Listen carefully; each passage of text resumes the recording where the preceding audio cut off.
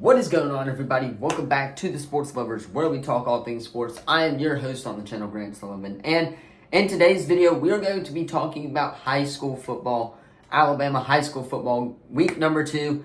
Week 1 is in the books. Spanish Fort did take the L, indeed. We'll talk about what they messed up on in that game as well, but we're going to talk about the other games that are going on this week. So, obviously, I explained all of it in last week's video, so go check that video out if you haven't already, which, by the way, it's gotten a lot of views recently since it's been posted. So thank you all for that, for tuning into these local high school football games that we have been doing. So thank you for that. As we keep doing this series, we'll go more in depth on what to expect. But for now, the season's just starting to get a little iffy. So obviously, we're going to predict these games on Thursday. One Thursday game to go over that's local, and then Friday we got a whole bunch of games to predict. So we're going to go down the list, talk about each one for a minute, and then obviously we'll go over some of the things that we need to watch for. But first, if you guys are new to the channel, be sure to drop a like, subscribe, turn that bell on. We do our best to post on this channel every single day. With that being said, this is going to be a pre-recorded video from Wednesday to tomorrow. This should be tomorrow's video because there is a game Thursday night as well. And then Friday should be some pre-recorded MLB and APL picks as well to get you guys set for the weekend. So subscribe if you guys are into picks. Let's go ahead though and hop right into this obviously very busy week in high school football. All right, so the first game is Chickasaw, who is 0-1 versus St. Michael's, who is also 0-1. So obviously last week St. Michael's had a little bit of a tough time. I did check the score on that one. Obviously, they did not look that great offensively. They could have worked some better things out. But I am taking St. Michael's at home again to this week because it's against Chickasaw. Again, I don't really know what Chickasaw looks like this week.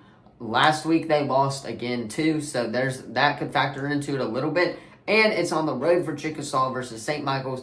Obviously has one of the NFL greats in Philip Rivers coaching the sidelines, so obviously that's a great thing for them, but still, I'm still going to take St. Michael's here at home because obviously it is a home game. Moving on, though, to the Friday games. Once again, I did say there was only one Friday game. If you guys are still watching, let me know in the comments down below, but regardless, there's a bunch of Friday games that we got to predict, so let's just go ahead and run down the scale right now.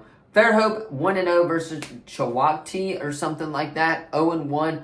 They are playing away in Chillicothe. I really don't know how else you pronounce that. But Fairhope did speak Spanish Fort. Yes, last week all they did was pretty much run RPOs the entire game. They had 3 linemen on the right side of the ball, obviously, for like most of the game, which the refs did not call, by the way. They literally RPO'd every other play. If you ask me, I think that if we could have obviously stopped the run game a little bit, Fairhope would have taken back on that. And obviously our defense gave out, and we'll talk about Spanish Fort's game coming up in a bit. But I am predicting Fairhope to go 2-0 on the road against a 0-1 Chillicothe team as well.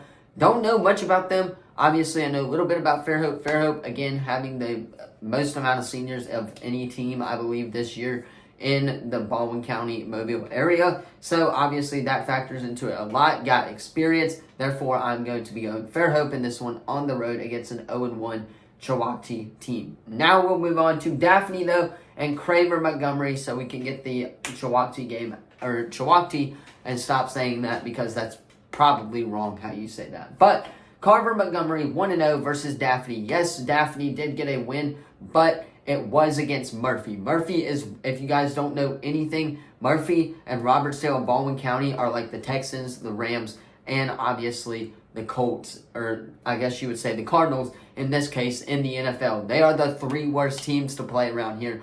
So yes, Daphne did start off the season with a win, but it wasn't against a very, very talented team. They shut out them 19-0 as well. Craver Montgomery obviously also started off with a win, but they are on the road against Daphne, so they got to come all the way down here. I think that's going to factor into it a little bit. So therefore, I still think Daphne is going to win. I just think it will be very, very close. So I'm taking Daphne here. Another, basically, I guess you would say local team that I'm predicting to take the dub over here. Now, moving on is Hillcrest and Davidson. I'm going to pick Davidson in this one because it's at home for Davidson, obviously. They got the win, I believe, as well this past week. So I'm going to continue with the hot Davidson, obviously. So Blunt and Spanish Fort, man, oh man, oh man. I could go on about how we chose to run the ball on 3rd and 4. Obviously, we ran the ball most of the entire game. Our 2 best players are our running backs. But I still think that if we would have thrown the ball a little bit, then obviously we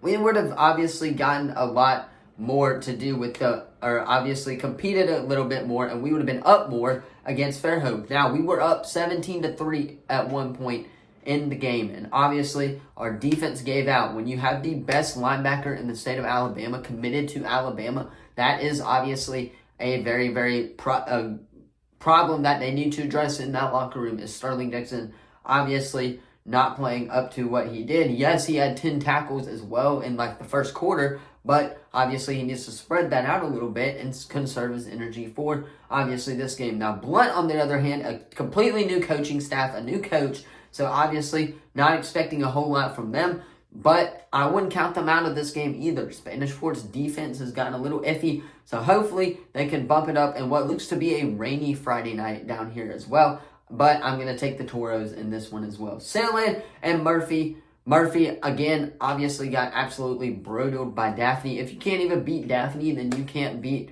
Sandland. Sandland is the #1 team in the state of Alabama right now. So therefore, and they did get an overtime win against a Tennessee and IMG Academy last week, or Lipscomb Academy in Tennessee last week on ESPN. So therefore, I'm going to take Sandland here to stay hot and obviously murder the Murphy Tigers, I believe, as well, or Bulldogs, something like that.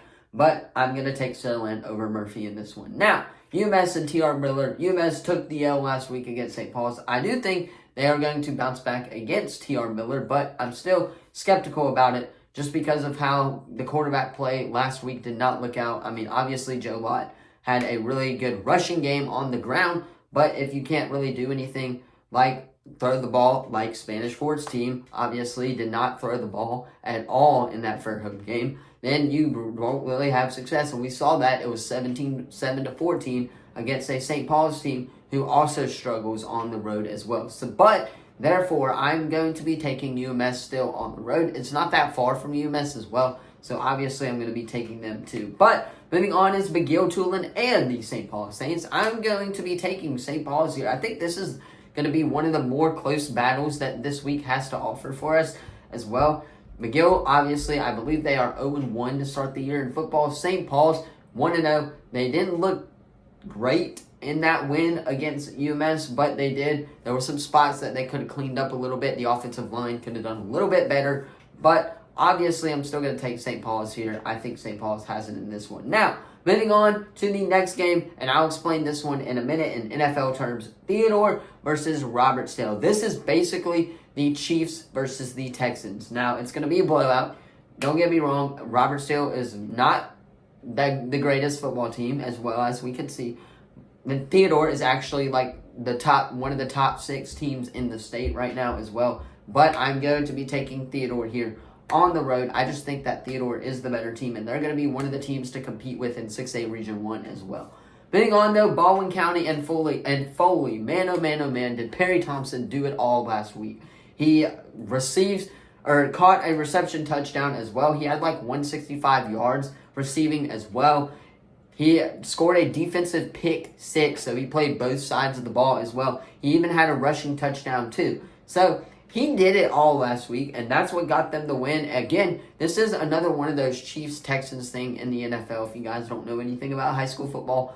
So, take Foley here. I would take Foley here at home as well, with one of the best players in the state currently committed to the Auburn Tigers as well. But Baker and Wetumpka, I'm going to take Baker here on this one. I like Baker. Now, obviously, I don't know too much about these teams. Wetumpka, obviously, every year, they're in the playoffs, so they're up there. But I'm going to take Baker over here. Yes, it's on the road for Baker. I just think Baker has the win and can have the easy margin ahead this week. Now, Condicho Christian and Satsuma. The last one, Satsuma. I'm taking them at home. But anyway, let me know your thoughts on this in the comments down below. Don't forget to like the video, subscribe, turn that bell on. We do our best to post on this channel every single day. Thank you so much for following this high school football series. I know it's not really national. It's kind of local in the state. But thank you if you guys do watch this. Comment, obviously, like, subscribe, share, so we do hit that 1,000K subs goal by the end of the year. Thank you all so much for watching, and I will see you guys in the next video. Peace.